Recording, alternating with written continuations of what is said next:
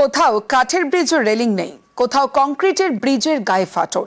আলিপুরদুয়ার, কোচবিহার, হুগলিতে খাল পারাপারে পদে পদে বিপদ।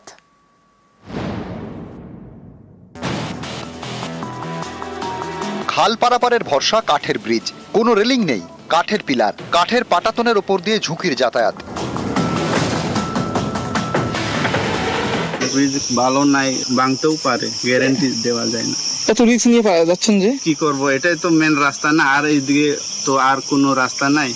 একটা রাস্তা আছে, ওইটা তো ভিতরে জঙ্গল থেকে, ওটা তো হাতিগুলা আছে, কি আছে। আলিপুরদুয়ারের শালকুমারের গা ঘেঁষে গিয়েছে একটি খাল। শালকুমার এবং আলিপুরদুয়ার শহরের মধ্যে যাতায়াতে বড় ভরসা এই কাঠের ব্রিজ।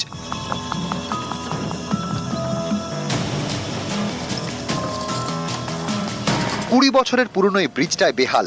স্থানীয়দের দাবি, এই ব্রিজ ভেঙে গেলে প্রায় 60 কিলোমিটার ঘুরে শহরে যেতে হবে। এখান থেকে যদি কোনো গাড়ি, একটা বেশি ধরনের ভারী ধরনের গাড়ি যায়, আমরা নিজেই নিষেধ করে দিই যে এইদিকে যাবেন না, ওইদিকে যান। কারণ কেন? যাতে কোনো এখানে বিপদ ঘটে না। এখানে মানে দুর্বল আছে অনেক, এই যে কাঠের যে ইগুলো আছে, এগুলো দুর্বল আছে। অনেকগুলো কাজই চলছে, আরও আগামীতেও অনেকগুলো রাস্তার কাজ, কালভার্টের কাজ, বিভিন্ন ড্রেনের কাজ, এগুলো হবে। বাজেটগুলো অ্যাপ্রুভাল হয়ে গেছে, আমরা নতুন অর্থবর্ষে এই কাজগুলো খুব তাড়াতাড়ি শুরু করব।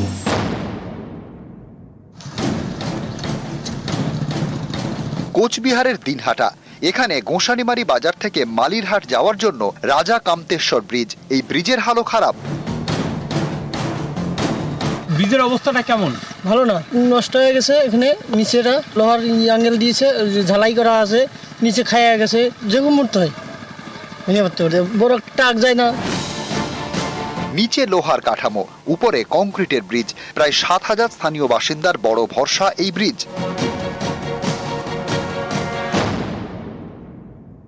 আমরা অনেকগুলো সেতুই দিয়েছি সংস্কারের জন্য। আমি যেখানকার সেতুগুলো খারাপ আছে, আমি সমস্ত সেতুগুলোরই একদম রিপেয়ারিং বা নতুন করে করার জন্য আমি জেলা পরিষদের ওখানে আমি কাগজ জমা দিয়েছি। এগুলো হলে সত্যি মানুষের খুব উপকার হতো। আর আমারও একটা প্রতিশ্রুতি দেওয়া, আমি কাজ করতে পারতেছি না, মানে যেহেতু আমি কর্মাধ্যক্ষ নই, আমি একজন সামান্য মেম্বার।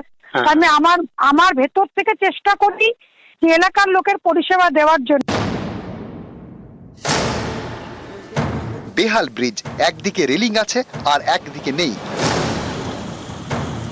রেলিং নেই, বাঁশ দিয়ে ঠেকনা দেওয়া, কোথাও সেটাও নেই। ব্রিজের দুদিকই খোলা, ঝুঁকি নিয়ে চলছে যাতায়াত। হুগলির ডানকুনির 4 এবং 7 নম্বর ওয়ার্ডের মাঝে ব্রিজ। সেচ দপ্তরের তৈরি করা ডোঙাঘাটা ব্রিজ। খালের উপর ব্রিজের গায়ে ফাটল, রেলিং ভাঙা। এখান থেকে বাইক নিয়ে একজন পড়ে গেছিল খালে। রাতের বেলা তো বেশি রিস্ক, এখানে কোনো লাইট নেই। ওখান থেকে যখন টার্নিং নেবে, ওখানেই সামনেটাই ভাঙা। বাইসেন্স ব্রেক না মারতে পারলেই পুরো খালে। ডোঙাঘাটা থেকে দুর্গাপুর এক্সপ্রেস হয়ে যাওয়ার শর্টকাট। এই ব্রিজ বেহাল। এটা তো ইরিগেশন ডিপার্টমেন্টকে পৌরসভার পক্ষ থেকে জানানো হয়েছে। আমরা যেটুকু শুনেছি যে টেন্ডারও কল করেছিল, তা সেই টেন্ডারটা কোনো কারণে বোধহয় ক্যান্সেল হয়েছে বা কিছু হয়েছে, একটা সমস্যা কিছু টেকনিক্যালি হয়েছে, যার জন্য এটা একটু দেরি হচ্ছে। পৌরসভা চেষ্টায় আছে যত তাড়াতাড়ি সম্ভব এই সমস্যার যাতে সমাধান হয়। নিউজ 18 বাংলা। আমার বাংলায় শাসনের খবরের দিকে নজর রাখতে হবে। রাস্তার কাজ করতে হলে দিতে হবে টাকা। শাসনে বুথ স্তরের 2 তৃণমূল নেতার বিরুদ্ধে কাটমানি চাওয়ার অভিযোগ। আর কাটমানি দেওয়া হয়নি বলে গাজোয়ারি করে সরকারি কাজ বন্ধ। দেখুন।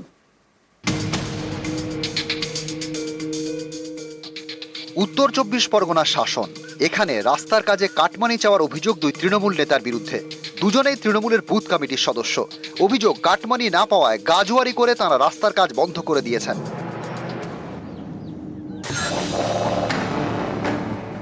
শাসনের চৌমুহা পূর্বপাড়া। এখানে মঙ্গলবার ঢালাই রাস্তা তৈরির কাজ শুরু হয়। সঙ্গে সঙ্গে সেখানে পৌঁছে যান তৃণমূলের বুথ কমিটির 2 সদস্য, কাদের আলী এবং মফিজুল ইসলাম। অভিযোগ, ঠিকাদারের থেকে এই 2 বুথ স্তরের নেতা কাটমানি চান। ঠিকাদার কাটমানি দিতে রাজি না হওয়ায় 2 নেতা রাস্তার কাজ বন্ধ করে দেন। রাস্তাটা কাজ হচ্ছিল, কাজটা ওরা বন্ধ করে দিয়েছে। পার্টি করা ছেলে এসে ওদের বক্তব্য হচ্ছে আমাদের না বলে, আমাদের না নিয়ে বসে তোমরা কাজ করছো, এই কারণে ওরা আপত্তি করেছে। ঢালাই রাস্তা হচ্ছে। হ্যাঁ, এটা ঢালাই রাস্তা হচ্ছিল। আমরা চাচ্ছি রাস্তা হোক। এখানে একটা ঢালাই রাস্তার টেন্ডার হয়, বুথ কমিটির কিছু সদস্যকে জানিয়েছিলাম, কিছু সদস্যকে জানানো হয়নি। এরকম একটা কিছু ইস্যু নিয়ে বুথ কমিটির কিছু অংশ লোক এসে কাজটা বাধা দেয়। দুজনের মদতেই বেশি হয়েছে কাজটা, যেটা হচ্ছে কাদের আলী এবং মফিজুল ইসলাম ওরফে ভোলা। আলাপ আলোচনা এটা কোনো বিষয় না, কিছু কাটমানিরও ব্যাপার হয়তো দাঁড়িয়েছিল, দিলে হয়তো কাজটা হয়ে যেত, এরকম কিছু একটা, যেটা আমি বুঝলাম। শুনছি কয়েকজন বাধা দিচ্ছে, এবার কারা দিচ্ছে আমি তো সঠিক জানি না। যেটা এলাকার মানুষ বলছেন তারা তৃণমূল কর্মী। দেখুন, আমি সঠিকভাবে জানি না, অফিসে গিয়ে বুঝতে পারবে যে কারা বাধাটা দিচ্ছে এবং সেখানে দেখবো যে কিভাবে কাজটা করা যায়। যারা বাধা দিচ্ছেন তাদের জন্য কোনো আইনত ব্যবস্থা নেবে? যদি অসুবিধা হয় সেরকম ব্যবস্থা নিতে হবে, কারণ উন্নয়ন থেমে যাক এটা আমি চাই না। দেখুন, আমি টোটাল ব্যাপারটা আমার নেতৃত্বের সঙ্গে বলেছি, ওনারা সব দিকটা খতিয়ে দেখছেন যে এরকম ধরনের যদি কিছু হয় নিশ্চয়ই তার ব্যবস্থা নেওয়া হবে। প্রথমে কাজ চালু হয়েছে, করানোর কথা বলা হয়েছে, কাজ আগে হবে, তারপর যদি এরকম ধরনের কিছু থেকে থাকে তার বিরুদ্ধে ব্যবস্থা নেওয়া হবে। উত্তর 24 পরগনা থেকে জিয়াউল আলম, নিউজ 18 বাংলা। সমবায় ব্যাংকের পরিচালন সমিতি 50 বছর ধরে এসইউসিআই এর দখলে, আর এবার সেই পরিচালন সমিতি দখল করতে তৃণমূল মরিয়া। এতেই নাকি সমবায় ব্যাংক থেকে অনেকে টাকা তুলে নিচ্ছেন, যাতে তাদের টাকা নয়ছয় না হয়। দক্ষিণ 24 পরগনার জয়নগরে চাঞ্চল্যকর দাবি এসইউসিআই নেতৃত্বের, মানতে নারাজ তৃণমূল।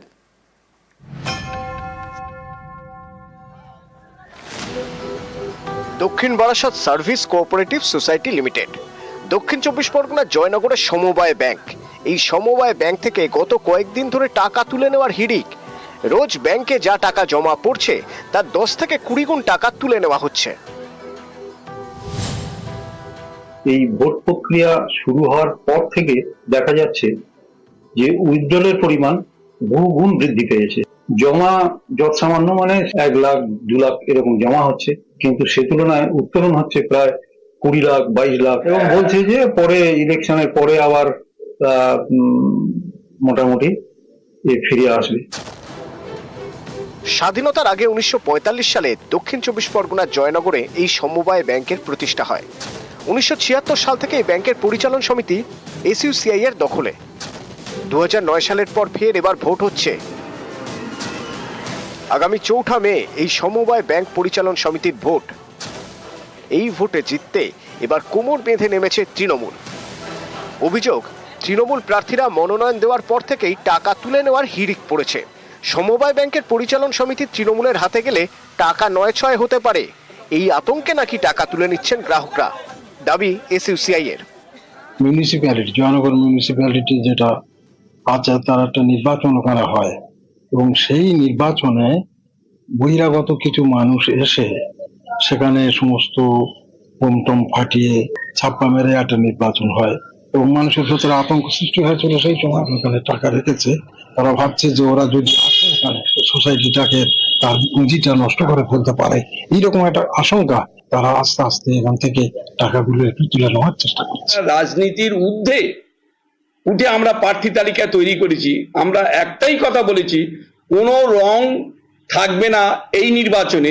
আমরা মানুষকে ভাবিয়েছি যে আসুন আপনারা এসে এই সমবায়কে ডেভেলপমেন্ট করুন, আমরা আবার এই কোঅপারেটিভে যেমন ভাবে আমরা অর্থ লেনদেন করতাম সেভাবে করব। জয়নগর থেকে অর্পণ মণ্ডল, নিউজ 18 বাংলা। আমার বাংলায় এবার জলপাইগুড়ির খবর দেখাবো। দিনে দুপুরে নদী চুরি, নদী বুঝিয়ে সেই জমি চড়া দামে বিক্রির অভিযোগ। স্থানীয়দের অভিযোগের আঙুল জমি মাফিয়ার থেকে। এ নিয়ে পদক্ষেপের আশ্বাস দিয়েছে পঞ্চায়েত সমিতি।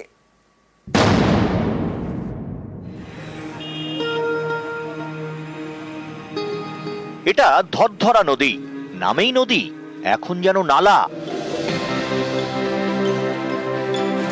এই নদীর বুকে জমি মাফিয়ার নজর। জায়গায় জায়গায় বুঝিয়ে ফেলা হয়েছে নদী, সেই জমি বিক্রি করে দেওয়া হচ্ছে বলে অভিযোগ।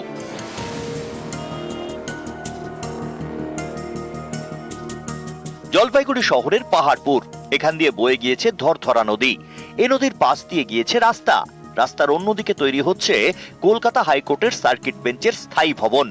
এই বিল্ডিং এর কাজ শুরু হতেই আশপাশের জমির দাম বেড়ে গিয়েছে। অভিযোগ, এই সুযোগটাই কাজে লাগাচ্ছে জমি মাফিয়া। তাদের নজর পড়েছে নদীতে। মাটি ফেলে একটু একটু করে ভরাট করা হচ্ছে নদী। এ নিয়ে সরব স্থানীয়রা। নদীকে বন্ধ করে দিয়ে জমি বিক্রি করতেছে, এভাবে তো জমি করে না, মাফিয়া জমি দখল করে, মানে প্রশাসন কি দেখার উচিত। সবচেয়ে বড় কথা, যেখানে হাইকোর্ট হচ্ছে, যেখানে বিচারাধীন একটা বিষয়, বিচার ব্যবস্থায় যেখানে থাকবে, দেশের সংবিধান সুরক্ষিত থাকবে, সেইখানে নদীকে চুরি করে নেওয়ার একটা প্রবণতা দেখা দিচ্ছে ইদানিং। আমার মনে হয় এটা অত্যন্ত কঠোরভাবে দমন করা দরকার এবং অবশ্যই সাধারণ মানুষকে এগিয়ে আসতে হবে যে নদীকে নদীর মতো বইতে দিতে হবে, নদীকে দখল করা চলবে না, নদীকে বাঁচিয়ে রাখতে হবে আমাদের নিজেদের বাঁচার পানি। যদি এরকম হয়ে থাকে সেটা অত্যন্ত অন্যায় গঠিত কাজ। আমি আমাদের যারা ভূমি রাজস্ব দপ্তরের যারা আধিকারিক রয়েছেন তাদের সঙ্গে কথা বলে বিষয়টা যাতে দ্রুততার সঙ্গে পদক্ষেপ না হয় সেই বিষয়টা দেখছি। জলপাইগুড়ি থেকে শান্তনু কর, নিউজ 18 বাংলা।